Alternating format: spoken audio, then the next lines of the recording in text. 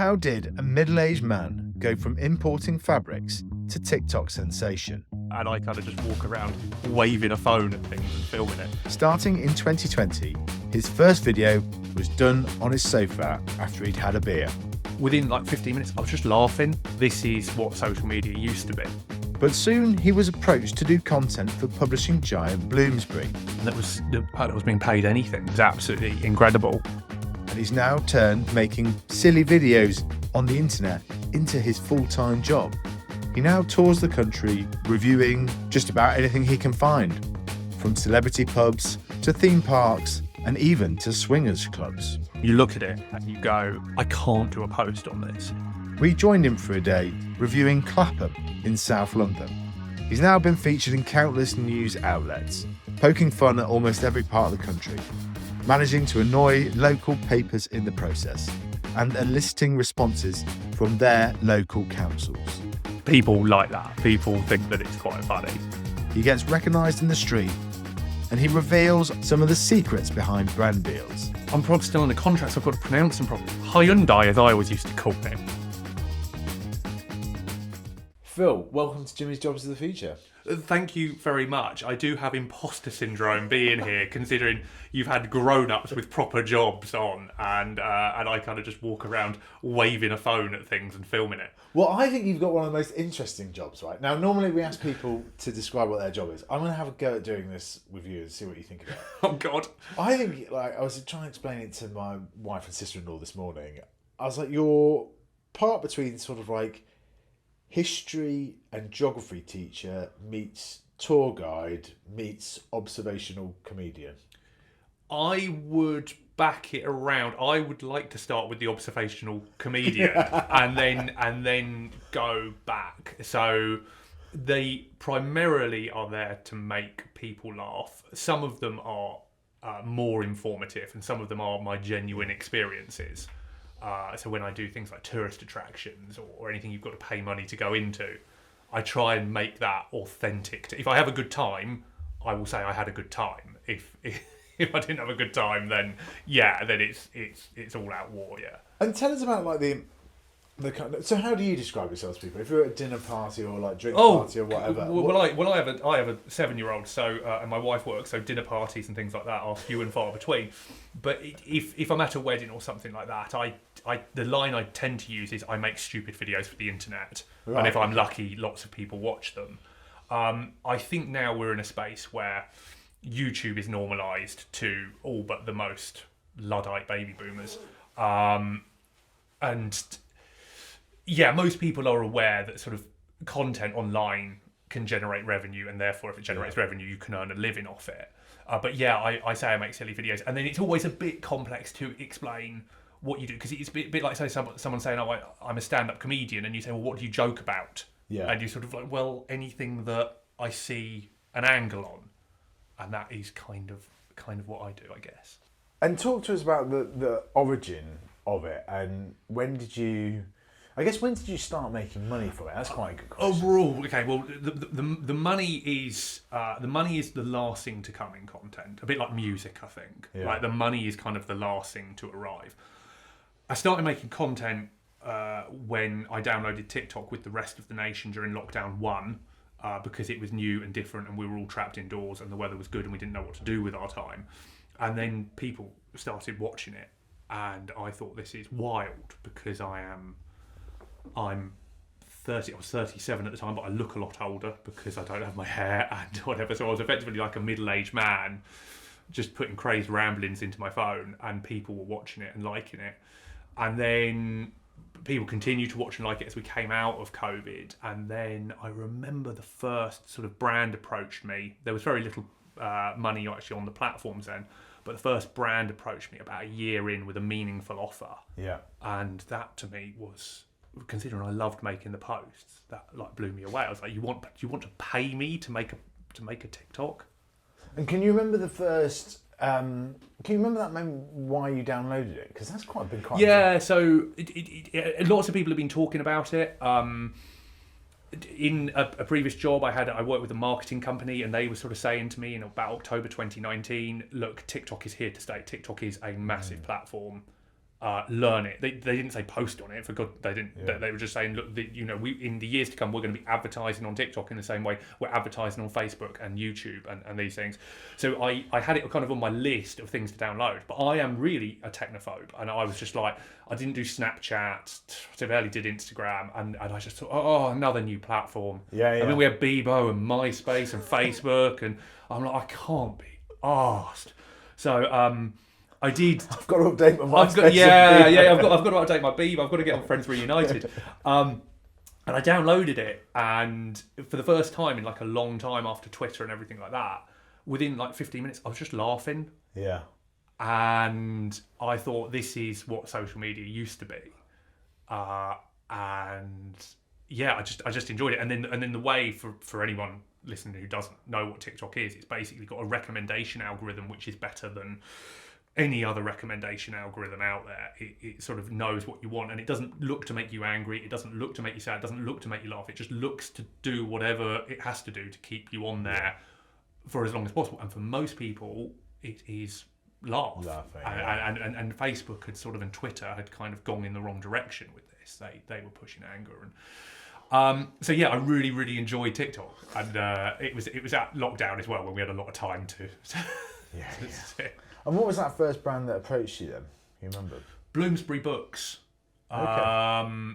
They wanted me to talk about 2 books, and it was only a few £100 for a couple of posts, but it was something that was being paid anything. Was absolutely incredible, and posts were costing me a lot of money to make and a lot of my time to make at the time.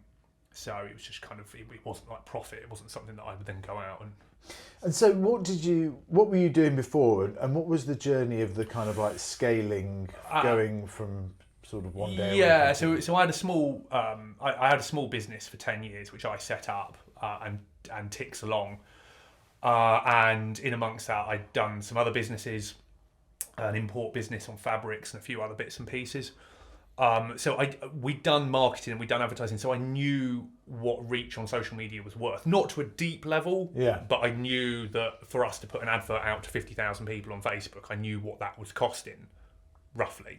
So I knew that if a post went out to 50,000 people, I kind of knew. And we'd done some influencer marketing in sort of 2015, 2016 on Instagram. So I also knew kind of what those people were earning. TikTok was just the poor relation at the bottom. YouTube and Instagram were at the top, and TikTok was just a poor relation at the moment. But I suppose in a way, using time, I almost bought shares in TikTok. I was making the stuff because I think I knew that, because we know from other social media platforms that you go where the young people are, and that tends to be what's next. So where the 16, 17, 18-year-olds are, that tends to be where everyone follows, and then the parents end up on there, and then the grandparents end up on there. And then something new comes along. And what were your first videos about? Oh, the first videos were just trends. So at the time, TikTok was all like 10-second trends, and I was just making them each day just to entertain myself during lockdown. Yeah. I mean, how much time we had during lockdown. Yeah. And then I can't remember what the first thing was where I put my actual voice on camera, but it was about a month in and it blew up and it went out to hundreds of thousands of people. And that was a superpower early on TikTok. Yeah. Like putting your own voice up was, you'd normally lip sync or use music and text on the screen. So when I put my own voice up, that was not done often by many people. So loads of people were like, what the hell? He's talking to camera. So they'd listen, and then I can't remember. It might have been about something horrendous like knife crime or something like that. It's serious, not disrespectful. I think it was about, and then early on you joke about all sorts, and it was a bit of a Wild West type place. Because when you're building a platform, you like right at the start, you don't care because you've got nothing to lose, have you? You've got like 500 followers, and then you get to a point where you've got a platform where you're like, okay, I've got reach here, got to be a bit more responsible. And so what you're kind of like most famous for is then the introduction is kind of going to places and sort of doing a kind of like 3-minute tour or whatever. How do you decide what places to go? Because you go all over. Yeah, right? So I scroll around on Google Maps. Yeah. So I just open Google Maps. I've always loved maps anyway. I like scrolling around on Google Maps. So I scroll around and I see sort of these sort of island towns kind of out in the middle of nowhere, like Ipswich or something like that, which kind of doesn't have anything near it, and it's sort of places like that are perfect. You can go too big on them. Cities are really hard to do in 3 minutes. There's just too much going on. And and then villages can be quite hard as well, unless it's famous for something. So, but now I'm lucky because the emails come in. So I get so many like emails and DMs saying you need to go here and do this, you need to go see that. So that really helps. That helps. And I read all of them. You can't reply to all of them, but I read all of them. Yeah. And do you get so how much research do you do before you do? I mean, you did one on Scunthorpe the other day, which was fascinating. And that's a long way because you're based in the southeast of England, right? So that's a big day's work, right? Yeah, well, I stayed up there and I did a couple of other bits when I was there, and then you do bits that don't work out as posts. So you might go and see something, or you might go get somewhere, and then you look at it and you go, I can't do a post on this. So there was an airbase near Scunthorpe, between Scunthorpe and Lincoln, and I wanted to do a piece on it because it's been redeveloped. It's where the Dam Busters were based. It's where the Red Arrows were based, and it's now been like effectively derelict, and they're going to rebuild housing there. And I got there and I forgot that it's where they're housing the migrants. Right. And I walked up to the gate, and obviously I've got white skin and blue eyes and a shaven head, and I was wearing a polo shirt, so I was one of their own. And as I got closer, I saw the flags and I saw the nature of the people that were there. And I thought, I don't want to get involved in this at all. No good could come of this. I either show too much sympathy to them, which, like, people can make up their own minds on immigrant. That's not my place to give an opinion on that. And so I was just like, there's no universal angle on this that won't get me into trouble with a group of people on one side or the other. And there's nothing funny about it. There's nothing. That was something that I went to. You just can't do a post. So do you worry about getting cancelled and such like?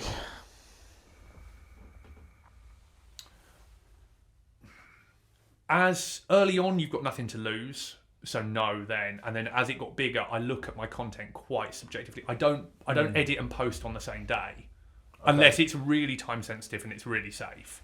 So unless it's like, if you're talking about people queuing outside a Harry Potter gift shop and how ridiculous that is, or something like that, then you're not going to get cancelled for that. You might upset Harry Potter fans, but what's going to get you cancelled? It's going to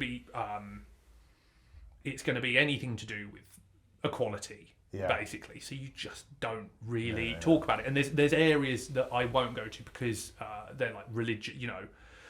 Why go to Leicester? I was due to do Leicester on the day. Do you remember there were the riots in Leicester? Not riots, but the fighting in Leicester. I was just like, I'll leave this 6 months. I don't need to give everybody's given an opinion on it. I don't need to give an opinion on it. So and the things that I do talk about, which might be politically charged, I might talk about homelessness or sort of deprivation or something like that. If you don't agree with it, you're an idiot. They're pretty common sense type things about. And so talk us through the process. I mean, you do just to say we've done one in Clapham accompanying you today. And what how much research do you do before on an average post, and then you spend like 3 hours walking around? So not much research. Wikipedia. What I kind of already know about the place, what maybe someone's told me about the place, and then when I'm there, a lot of towns have got a museum that no one goes into. The locals don't even realise they've got a museum there, but a lot of towns have got a free museum, which is normally next to the library. That's a really good place to go. Chatting to estate agents is really, really, really good. Estate agents know the area, they know the gossip, they know where developments are going up. And then Google News. So I read news stories over the last 6 months, scroll through that. But a lot of it is like observational on the day. And you notice recurring themes in places as well. So like wherever there's an old town, before you get there, that's kind of the gentrified bit. So you've kind of got that recurring joke there. The Iceland is always in the crap part of the town. Like there are these recurring jokes that sort of ring true. What's the place that's most sort of positively surprised you? Jaywick was a massive post. Jaywick, I kicked down the road because initially I did it on the list of the 100 worst places to live in the country. Yeah. But then a load of other creators kind of sort of realised that actually going around and kind of doing what I was doing at the time was kind of quite easy. So I kind of evolved it and did things with more interesting or with angles. But Jaywick I wanted to do because everybody knows Jaywick. Jaywick is. But if you don't know Jaywick, then it's often held up as one of the most deprived places in the country, with Blackpool and Hartlepool. Yeah. Difference is Jaywick because it's in Essex. It's not that far away from London, whatever. And I went and spent a lot of the day there, and there's no people. There's no hostility. Yeah. There's no danger. There's no people are there and friendly, but they just don't have anything. Because of geographically where it is, there's no train line in, there's no bus route, so it's completely cut off. And sort of the nearest place is Clacton, which in itself is quite cut off. Yeah. And I thought I'd be going in there and it would kind of be like Gangland Croydon or Gangland Manchester or something like that. And I was a bit nervous. Yeah. It was the first thing where I didn't leave my rucksack in the car. Normally I leave my rucksack in the boot of the car. I took my rucksack with me because I thought there could be a chance where the window on the car gets put in. Yeah. No, it wasn't like that at all. Everybody was lovely. People questioned who I was because they weren't used to having people show up. But everybody was just really, really nice and quite fun. But they just hardly any of them can work because there is no work. Very interesting. And what was your favourite video to make that you've done so far? Oh, that always changes. No, that always... Or give us a couple then. Canterbury I really liked because I liked the premise of them building the cathedral only being 100 years old, and they built it to attract tourists. And like the English heritage, just basically constructing rubble out of fiberglass and then putting a fence around it and making up backstories so they can charge £20 to tourists to get in. So like Canterbury went really surreal, where it was like just all made up history. The ones that I liked are the ones that people don't remember. So another creator called Private Pilot Nick, who flies planes, he bought a plane for £1,500, like a microlight for £1,500. And he said, I fixed it, I've gone over it, I've done some work on it, do you want to go up in it? And it was terrifying. But I loved it because you're not talking about a light aircraft. You can go up in a light aircraft. This thing was like it had been bought from Argos. It was kind of it, and you go up and you're at 500 feet flying around, and he's like, and that just came across brilliantly on camera and was funny. And then there are other ones as well. Like I love all the pub crawls. We do pub crawls. Like Bermondsey Beer Mile and the Circle Line pub crawl and the Celebrity pub crawl, and they're always quite fun. Because luckily when I get drunk I don't go that sweary or angry or anything like that. I tend to get quite jolly when I'm drunk, and that's something I hadn't really thought about before. So whenever I do a post where I have a few drinks, people like that. People think that it's quite funny. So and then there are other posts where I went. And your biggest one is the Celebrity pub. The Celebrity pub crawl, that went really global, But the celebrities got really lucky on. So it was Sir Ian McKellen owns a pub, Guy Ritchie, James Blunt, can't remember the other two, Ed Sheeran, and a couple of others. And so it was a nice mix of celebrities and that kind of. And you just went around and filmed the pubs and had a drink. Yeah. But where did you get ideas like that from? Don't know, and I don't know where the idea is correct. But then that's what I'm learning. I've never done anything creative before in my life. I've never, as I look up and away to try and access that part of my brain. Now I've never done anything creative. I'm not a musician. I can't play any instruments. I can't draw anything. I can't do anything like that. And and there's that thing where like if you just free up your headspace, then the post will come. But quite often the whole post will come together through one joke. So you just get one joke, which is normally what you get when you're there, and you're like, okay, that will be the second thing I talk about. Oh, and the first thing can be this, and the fourth thing can be that, and then it comes. So you don't know that until maybe even the day after when you sort of. I still don't know. We filmed Clapham today. I still don't know what I'm going to say. Yeah. I know roughly things I'm going to talk about, but you don't. I have no idea what that post is going to look like. Whereas sometimes within minutes of being there, I'm like, oh. So with Scunthorpe, I knew I was going to have to talk about steel. Yeah. And then you get there and you just see something in the town and you sort of... Poole is the big one. when I was in Poole, they have a level crossing in the middle of the high street, where a train rumbles through the middle of the high street. And to everyone listening, if you haven't been to Poole, you have no idea about this, but it looks bloody ridiculous. But to all of the locals, they're just grown up with it. It's always there. And you'd be on the middle of the high street, be walking down the high street, all of a sudden 2 barriers come down, and everyone just stands there. As this train, like something like I said in the post, it's like something on a Michael Palin documentary. As a train goes, there's shoppers either side. As a full train, not a tram, grumbles through the middle of the high street. And you sort of, who built that? Yeah. Like what? Who? I mean, the train line surely came after the high. Like what? I don't understand the geography. But so you're not like, where did all this come from then? Because it's like you say you're not creative, or clearly. Like, I've always been a fan of comedy. You've always been. A fan Yeah. So I've always loved comedy. Yeah. And then I've loved like comedy on YouTube and like. Were you a history, geography buff? No, history I'm more interested in than geography. But I love. I love on the posts. I love sort of batted away like massive bits of history with 2 sentences. Yeah. Because I know it annoys people, and anything that annoys people in the comments, I'm like, I'll keep doing that. But yeah, like comedy, I loved Brass Eye, The Day to Day, everything Steve Coogan has done with Alan Partridge, and then obviously later on The Office and things like that. So I loved that sort of skirting between is it a joke or isn't it? And then quite a lot of the town guys, people don't get the town guys until I do a town that they know.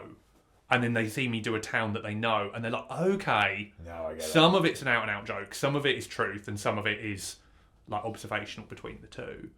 So Clapham, what we'll be doing quite a lot of heavy lifting in the Clapham post will be women in activewear with pedigree dogs and children with stupid names walking around, and men jogging, shouting into their Bluetooth headphones like business terminology that they want us to hear, but we don't know what it means, so they feel important. And the Socialist Party of the Socialist Party of Great Britain, being on the high street. Being on the high street, anything you can do like that. And then sometimes you might not want to talk about something, but you throw the images up on the screen while you're talking about something else, and if people want to pay attention to it, they can. And you don't batch record, do you? That was something that I had assumed, that when we first spoke, that you would go to Clapham and you would do ballad tooting. But you don't do that. No, the town guides need to be standalone, because otherwise you just repeat yourself. Yeah. The jokes become too similar. Well, the people watching this shouting, saying your jokes are similar. It's like, well, yeah, I know, but they get even more similar than that. I try and the town guides, they would quickly become a chore if I did too many of them. Yeah. Some of them I love doing. Some of them are the town guides are like the foundation of the account. But as I said to you earlier, they're not the best performing. They are the foundation of the account, and they have a hardcore few 100,000 people who watch them, and then a big one will go out to a few million. But the posts that I do which go really big are sort of more tourist attractions, things you can do, things that anyone can get involved with. Yeah. And you had a really interesting phrase earlier, which has kind of stuck with me from when we were walking around Clapham, about the financial jigsaw of a creator. Yeah. Can you talk us through? Because I think this is really interesting for a lot of our audience and so on. Will think TikToker, short form video content, isn't this all just sort of like 18-year-olds kind of doing it, which there's plenty of that. But you are a guy in your late 30s that has made a proper career out of this. Just talk a bit of career, whether it's proper or not. I don't know. Well, I think it's like I don't know. Yeah, I mean, as you get older in life, you realise that what so many people do for a living is actually bullshit. That's one of the parts of growing up. You sort of realise that actually some of your friends who earn quite a lot of money, you drill down into what they do, and you sort of go, well, that's not that complicated what you're doing. And there's other people who do really, really complicated things. And they tend to work for other people, and scientists and things like that, like the people who developed the vaccine at Oxford. I mean, Jesus Christ. I mean, how many people can do that? No. Hardly anyone. But yeah, from content. So from a work point of view, most creators who actually make it work, there's a lot of massive creators who don't really earn any money, and there's a lot of smaller creators who earn a lot of money. depending on what your niche is and what you're talking about and who would pay to advertise with you. But what one common theme is amongst people who can make it their job. So let's leave the people who make millions of pounds to one side. Yeah. Let's leave Mr. Beast and the Sidemen and everything like that to one side. And let's leave the hobbyist creators who make £500 here or there, which is a bonus around their day-to-day life at the other end. The creators in the middle who do it as a full-time job and actually pay their rent or their mortgage off it will have multiple revenue streams. This is painful to a lot of young creators, and this is something that I learned really quickly. Everybody just wants to make videos and have this golden bullet of an amount of money that drops into their account each month from one platform, and then I can live my life. No, you have... so revenue streams, for me, are brand deals at one end, which are... That's where it makes the most That's money. where you make the most money. Then you have platform money from TikTok and Facebook. And for a lot of people, they'd have YouTube as well. I don't have YouTube. Yeah. And then they pay Why you... not? Why not? YouTube, I want YouTube to be different to the TikTok, and I want it to be different to the Facebook. So the Facebook posts are very similar to the TikTok posts, maybe a slight edit here and there. I can do slightly different joke references. Facebook, surprise, surprise, is a slightly older audience than TikTok. So there might be jokes within a post that I change the point of reference. I might joke about Boris Johnson in the TikTok post, and I might swap that for a Maggie Thatcher joke in the Facebook post. YouTube. I didn't realise you go to that level. That's interesting. Yeah, ever so slightly, and then so you get paid money by Facebook, you get paid money by TikTok, and you get paid money by brand deals. And then if you have YouTube, then you can earn a lot of money. But YouTube, the whole standard of content needs to be higher on YouTube. Yeah. It's a step up. And it's a step up that I might do, but I want to do it with people. I don't want a YouTube channel on my own. And like TikTok's just been going really, really well, and Facebook is getting there. And right. but the brand deals are the big part of how you earn a living. The platform revenue is a bit more up and down. If you have 50 million views in a month, then you'll earn quite a lot of money. But then the next month you might only have 15 million because you might just not have a video that pops off. And give a range to people of what you can sort of earn in that sort of from that 10 to 50 million kind of... What, from the platforms? Yeah. So TikTok now pays thousands. Yeah. If you're getting tens of millions of views a month, it varies because it depends who your audience is. So lots of people want to know how much you get paid per 1,000 views. Depends. Yeah. I might get 55p. Someone else might get £1. Someone else might get 30p. Yeah. So it depends what the video's on. It depends who's watching it. Are they in America or the UK, the US or the UK? They are the most valuable audiences to the platforms. And then developing nations are the least valuable because the people advertising in those countries have got the lowest budget, so they're having the lowest amount. Facebook has just changed, so I can't. It did pay you you could see what your RPM was, how much they were paying you. Now you just see how much a video's earned, so you kind of have to try and guess at whether it's valuable or not. And then typically on Facebook, again, you might earn, if something has 1 million 3-second views, like a million plays with 3 seconds, that might earn $50, or it might earn $500. Yeah. So Facebook varies again, but if you have something with 1 million 3-second plays, then that'll earn hundreds of dollars. Yeah. And then you the other thing is when your posts have gone up, they're up, and they will continue to earn a little bit of money each day for months afterwards. So you've got the platform income, you've then got the brand deals, and we'll come on to some of your kind of favourite brand deals. So I think that'd be fascinating. With the platform income, none of it is like show-stopping money. It's good money for something that I enjoy doing, but you really have to get up to Mr. Beast, Sidemen, Logan Paul type levels to be buying Lamborghinis and they were doing that for 7-8 years. They were doing it quite early in the journey. I'm 3 years in, 3.5 years in. So this traditionally has been, it's about 3 years where you'd be looking at to monetize. Yeah. I've always believed that the faster the grow, the faster the slow. So if you explode out of nowhere and you take over TikTok and Instagram in 3 months for a party trick, then people will get bored of you just as quickly as One Trick Pony. Yeah. So so the actual platform money is really, really good, but you can earn a living on it, but you're not gonna. It feels like a fair exchange for the amount of work in to what you get out. It feels like a fair exchange as a 39-year-old guy who lives in Surrey with a mortgage. So we try and give some context for what I believe a fair exchange to be.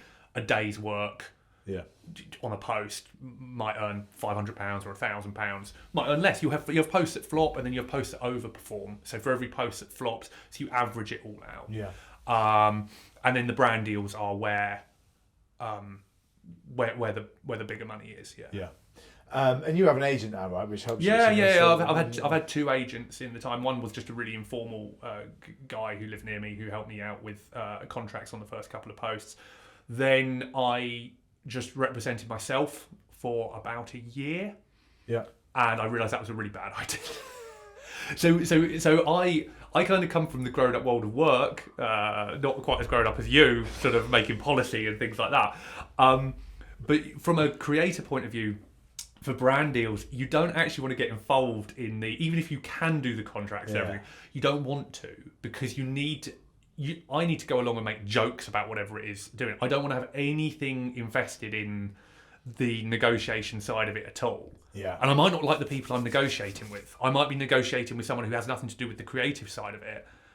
And I might not like the way the conversation went. Whereas now with my agent, and she's brilliant, sometimes I don't even ask what I'm earning. I just trust that I'd rather not know, and then afterwards I just say, are we doing all right here? And she's like, yeah, it's fair. And so tell us about some of the favourite kind of brand deals that you've sort of worked. Well, I've turned down so much. So I've some of them are more fun. So the first thing that you want is a lot of the big brands they won't actually arrange their own brand deals. They will have agencies that do it. And you need buy-in from the agency. If you need to sell yourself to them at all, then don't bother. Ideally, they watch your stuff, because you need at least one ally, because you're probably going to get pushback from the actual brand with stuff they want you to take out of the post and stuff you want you to change. So if you're fighting against the agency and the brand, not fighting, that's the wrong term. You're not fighting. Pushing against it. I get what the brands need to be as careful as possible, but on social media, careful doesn't get views. You need to it needs to be playful. It needs to be edgy. So you're going to have to edit stuff out. But if you can get the agency on side, so I always the first thing if an agency is listening in any way, then you've got to make it clear to the creator that you like their stuff. You're not doing them a favour. Even if you are doing them a favour because you like them, but you as a creator, you want them on your side. So there are a couple. One that we did a year ago was we went to Lewis Bonfire Night with EE. And Lewis Bonfire Night. That's a big thing, isn't it? Yeah, it's mad. They have a bonfire society, and sort of the police wear different tabards with numbers on the back there because laws. It's ancient. I can't go into it. It's too. We could do a podcast on the Lewis Bonfire Night, but there's 7 or 6 or 5. God knows. Don't come for me. They won't be listening to this. Bonfire societies, and they go through and they wear. That was a nightmare because the EE employ an agency who do their thing. The agency came up with the concept. We went. The agency were absolutely brilliant, but the cultural appropriation, the religious side of it, you have people dressed up as Native American. They've done it for 100 years. People dressed up as priests and they throw fireworks, and somebody dresses up as the Pope and they set him on fire, and that was a tough edit. All at night, all with fireworks going off, poor lighting, either no lighting or too much. And the 2 guys at the agency were brilliant. They were like, oh my God, what have we done? And so that was just really, really fun. It's one of those things you look back on and you think, why did we ever think it seemed like such a good idea, but then everything in life seems like a good idea, like all the big offensive. And then other ones are more straightforward, but if they're fun. We did National Express a couple of months ago, and I thought it would be a good idea to go to Newcastle, so I had to get on a National Express coach. I didn't want it to take up all week, So I basically got the coach to Newcastle and back in about 24 hours with a hotel stay in the middle. And then I was like, crap, I've actually got to film Newcastle as well. Yeah. Oh, so that was quite tough. And then getting off the coach at the other end. But luckily, what they did do, what National Express did, which was really nice, is they gave me 2 seats. So kind of I had 2 reserved seats, so I could kind of stretch out to my side. So that was a massive. But yeah, they've all if they haven't. What about some of the good ones? The good ones are. Well, no, because I only take them if they're fun and interesting. I really do. Well, what ones you've enjoyed making most? Like, they're both of those sound quite. Hyundai. Oh God, I'm probably still on the contract, so I've got to pronounce them properly. Hyundai, as I always used to call it, which is actually Hyundai, the car company. Yeah. God, I've mispronounced it. They're going to come for me. They're going to want some money back. They put on a Fate, like a Village Fate, run off their electric cars. Let's talk about electric cars. That'll be good for the comments because everybody gets angry. We need petrol. They put on a Fate and that was just a really fun day. Oh yeah, they powered the Fate. Yeah, they powered the Fate off the thing. So that was one where the post. I looked at the post and it was quite heavily branded. It was, it was a fine post, and they're happy with it, and it did the numbers and great. It wasn't. I didn't look at that as a piece of content and go, "That's the greatest bit of content I've ever made." But the day, it was just brilliant. It was. They were just lovely people. Just a really, really fun day. And how do you? Yeah, because I guess you do a lot of that. You do quite a lot of tourist attractions as well. Yeah, you must be getting recognised at some of these. This is a problem. So like Kensington Palace, I knew I was going to batter Kensington Palace because it was voted the worst value tourist attraction in the country. So I try and do everything on value for money, and then whenever I sign the post off at the end, I say, well, it would cost you £110 to bring a family here. Is that good value? Well, it depends how much £110 is to you. Yeah. But you've also basically done a 3-minute review of it, right? Yeah, and I sort of say, look, it's good, but it costs a hell of a lot of money. Or I say it's bad, and it costs a hell of a lot of money. With Kensington Palace, I knew I was going to batter it, because I've been there once before, and they do charge a lot to get in. And people go, well, you can become a member of the Royal Palaces. It's like, bits off. Who's going to travel to London for a weekend and become a member of the Royal Palaces for a year? Americans, baby, yeah. After they've been round once, after they paid to go in. So like English Heritage, I always sort of do, like it's free if you've got English Heritage membership. If you don't, it costs £21 to go in. Yeah. So Kensington Palace, but then I go into Kensington Palace and I got recognised almost immediately, and they know what I'm doing. I'm there on my own, and they sort of said you can't film in here. Yeah. Which is tricky when you're there to make content and you can't film somewhere. But I'm lucky because now the cameras on phones are so good. Yeah. If we might talk about other people making content themselves. But you can film in 4K at 60 frames a second on an iPhone. Yeah. Really, and it's so if you're somewhere where they've asked you not to film, I think they allowed photographs. So you could take photographs, and I just filmed it. They didn't ask me. Sometimes you get a task to take posts down. Yeah. Like Westminster, when I filmed in Westminster, they asked me. They asked me to take it down. I hardly filmed anything. Anything. Like the menu in the bar. It's weird. I don't know why Westminster's so hot on that. Because you can go round it. So yeah, you can go in as a tourist, but you can't film in the chambers. You can't film. You can only film in the Great Hall. I think it's possibly to do with potentially picking up people trash into other people. Like data privacy. Because there used to be a lot of these places. We don't want you to use a flash because we don't want you to damage the stuff. Which is give over. Yeah. But yeah, no, that's not a thing. Yeah, I mean, if something's damaged by a flash, it shouldn't be out anyway. I mean, it's like a whatever godforsaken cathedral I went to for the post. I've stopped doing cathedrals now. Everyone skips when I talk about cathedrals. But one of them had the Magna Carta out, maybe Winchester, can't remember. They had the Magna Carta out, and you sort of go into a big room, and then you go into a little tent. Yeah. And the tent is within the room, and you can't film the Magna Carta. That was quite annoying. And I can. Shopping centres don't like you filming in them. Really? Yeah. Don't know. Someone will know. Someone watching this will know. Yeah. Shopping centres don't like you filming in them. Let us know in the comments. Yeah. So I just give up now. I kind of think that's not a bridge I need to dart. I don't need to film inside a shopping centre. The Magna Carta, I'd quite like to film the Magna Carta. Yeah. There's only 13 of them or something. I can't remember. But Totally. What?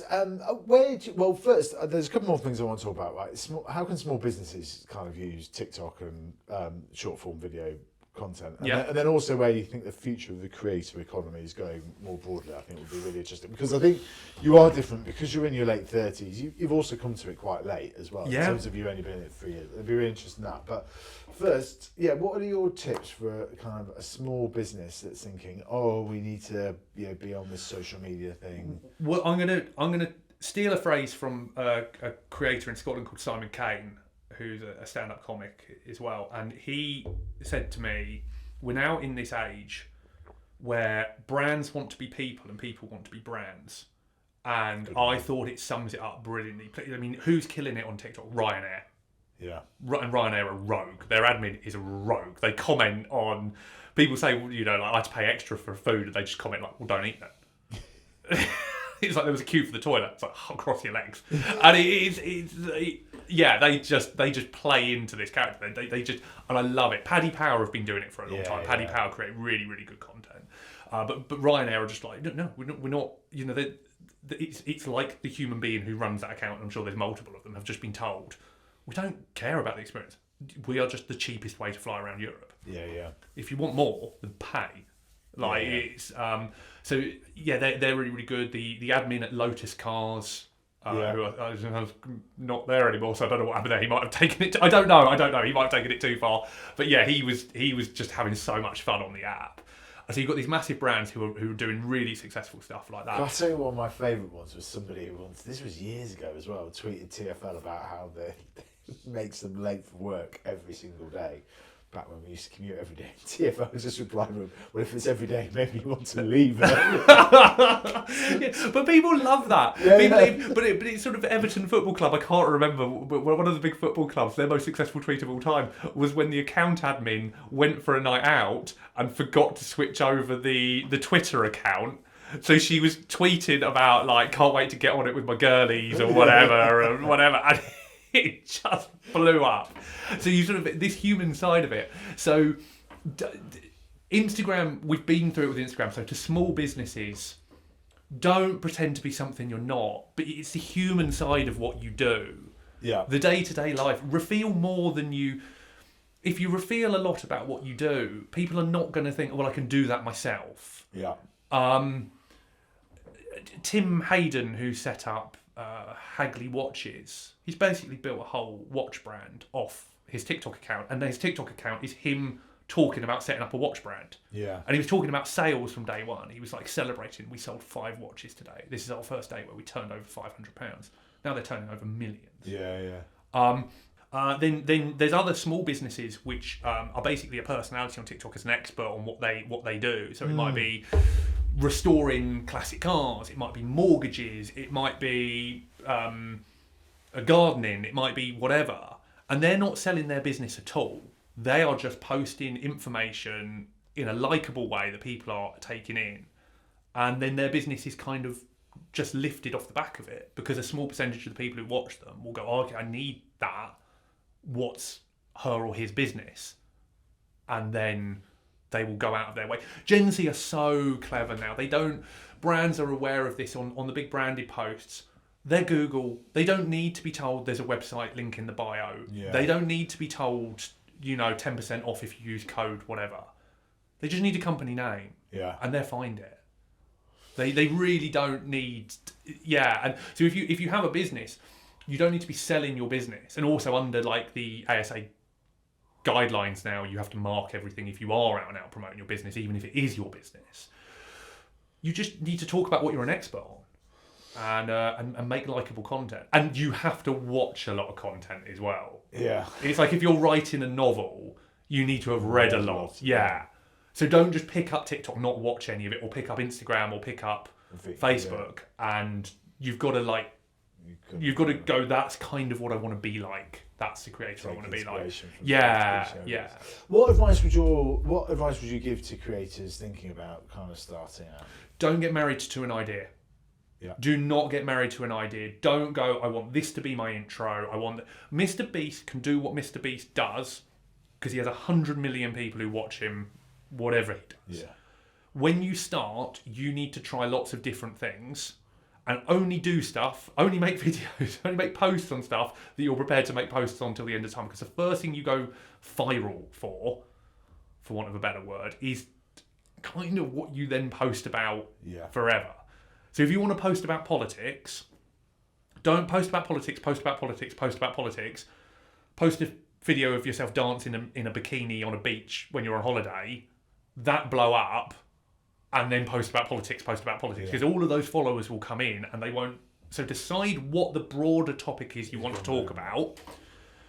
Don't post about lifestyle and think you're going to have an account blow up. Hardly anyone can post about their day-to-day life and have it blow up. It's just easy to do, but no one. So try and focus in on something that you really care about, whether it be comedy or whatever. Post about it, but don't get married to a concept of video. If it doesn't work, if people aren't watching it, move on. Yeah. You're not going to bash them into submission. You're not. If people aren't watching it after 3 months, they're not going to watch it. And where do you think more broadly the creator economy is going? Like, where's it going to be in 5 years' time? Right? Like, one of the reasons that I like your content is because, like I said, it's 3 of my favourite topics: geography, history, observational comedy. But also is that you are somebody that's come into it a bit later in life, and it's not just dancing on holiday, etc. Where do you see it going? What do you think Phil Carr will be doing, what do you think Phil will be doing in a few years' time? I don't know. So we're talking about there will be people listening to this who run agencies and work in marketing, and they will just be shouting into their screens like, I don't know anything. So this is just my guess.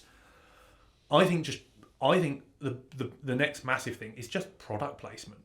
Yeah. So I think with TikTok and Reels and Shorts and everything like that, just product placement will be the next evolution. People will like ad reads. Yes, yeah. Coca-Cola will be. Yeah, it's I think sort of creators will, and then allowing creators to be themselves. I do get from the other side, we talk about like cancel culture and things like that. The brands have to be so careful. Yeah. Because if someone senior at a marketing company or at a big brand like Coca-Cola does a post with a creator or an influencer and it's successful, they don't get much credit for that. Yeah. They just get told that's your job. Yeah, well done. If they do it and then in my next post I say that Scotland should be dissolved as a country and incorporated into England or something like that, I don't know. It'd be more horrendous things than that, but I mean that's horrendous to some people. But like if quite a lot of Scots think that's But if I was to do something like that and then they ran completely parallel to it, that marketing manager or that executive might lose their job. Yeah, because they were like, "What on earth were you doing?" So the risk reward. I get that they have to be careful, and then at the other end they've got creators saying, "No, if you want people to watch this." Yeah. So it's where it falls down between being playful, authentic, and also being safe, as well.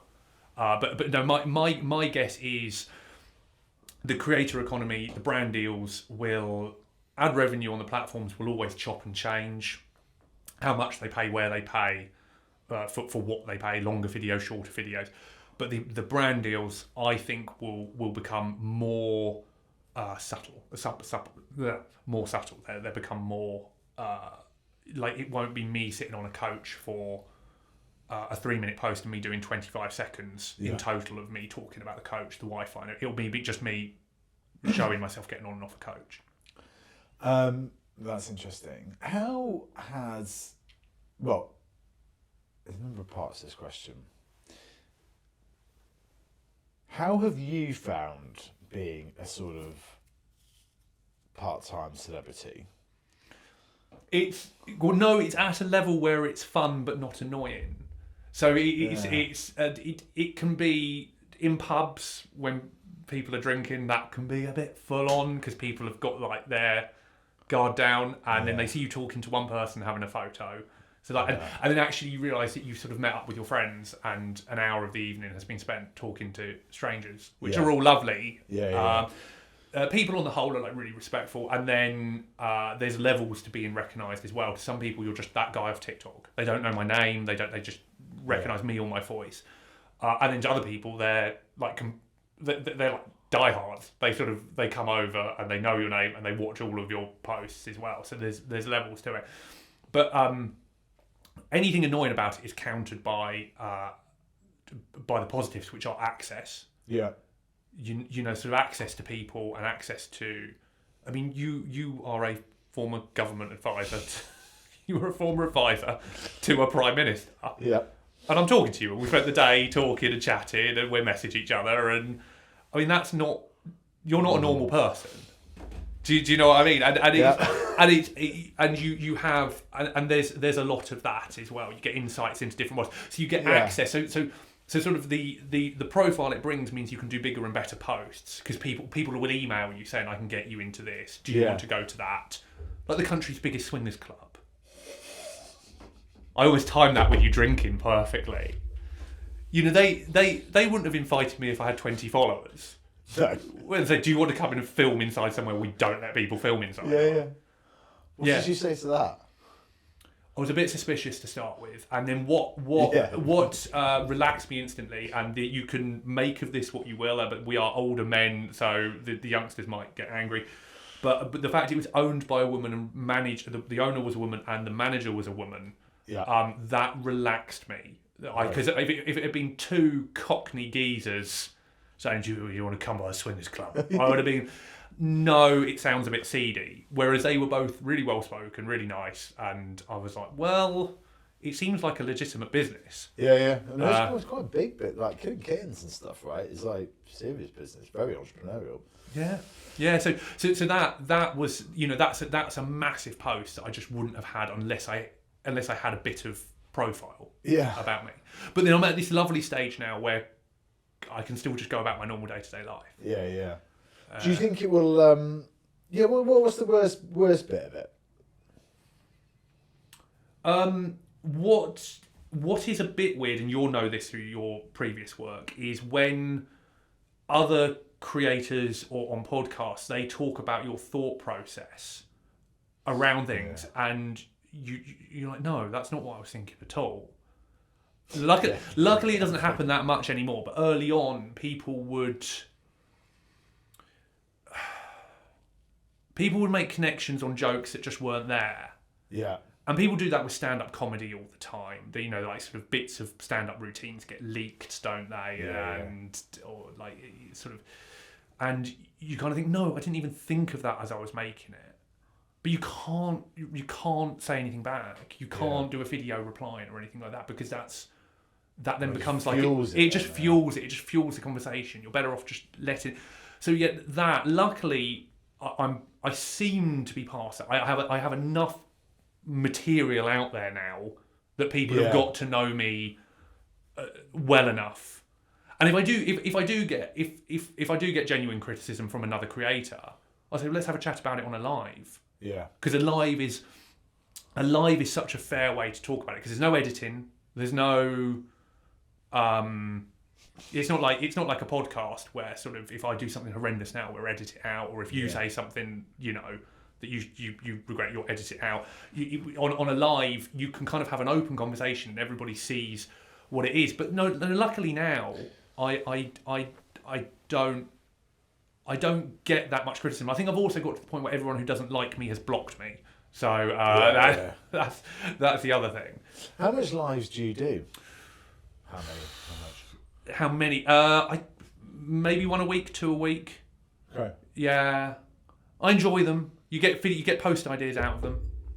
People go flying up in the comments, and it's good for the algorithm as well. So both on Facebook and TikTok. Yeah. It's how good it is for the algorithm. Again, there's probably people who work in social media screaming he doesn't know anything. But I definitely, it definitely gives you a bit of a. And so what do you do? How does God? Blimey, this is so basic. There's still producers cringing at me asking these questions. But like, how does that? So you just how many followers do you think you need before you can kind of do that? I mean, I suppose it doesn't. Yeah. When do you do it? Well, I think you can People go. I think wanna on rush. I think on TikTok. I don't know about Instagram, but I think on TikTok and Facebook you need like 1,000 followers or something like that to go live. Right. Okay. So you don't need to. And a live can go, for want of a better word, again, viral if people are watching it. So it drives the live out depending on watch time. So if people are averaging like 1.5 minutes watch time or 2 minutes watch time, it will push that live out more. So if you talk about something controversial, then you can really drive a live up a lot. But Because I think we should do, this is real flywheel, but I think we should do like Jimmy's Jobs office hours, where on a Friday at 11 o'clock for an hour we just help people with careers and CVs and whatever. Yeah, lives are a bit of a thankless task. Yeah. But you do it for engagement. You do it because it's fun. Lots of people don't do them. Yeah. And if you don't trust what you're going to say, I know some creators who might be at the younger edge of the spectrum, and their agencies have just put in their contracts that they can't go live because live is where it all goes wrong. Yeah. Because people are in the comments. People will trolls will try and lead you into cul-de-sacs. What do you think about this? And that all-seem thing, and then they say, "What do you think about that?" And then before you know it, well, then surely so then you're pro-Israel, and you're sort of, well, hang on. I don't know. I thought we were talking about the Roman Empire. What do you? How on earth are we here? Oh my god! So you need to keep your wits about you. You need to keep your live short, half an hour to an hour. But if you have a small business and you do something, if you have a small business or you're a farmer or something like that, there might be something going on where you go live for an hour. Like if you own a garage and you're restoring an old car and you're respraying it, then you might go live and show everybody the respray process in real time, and people will sit there and watch it in real time. Facebook lives are quite good because once you've been live, that stays up as a piece of content. Okay. So that goes onto your feed and people can watch a live after you've been live. Whereas on TikTok, it's live, it's gone, it's old. Yeah. Thanks so much. No, thank you. Cheers.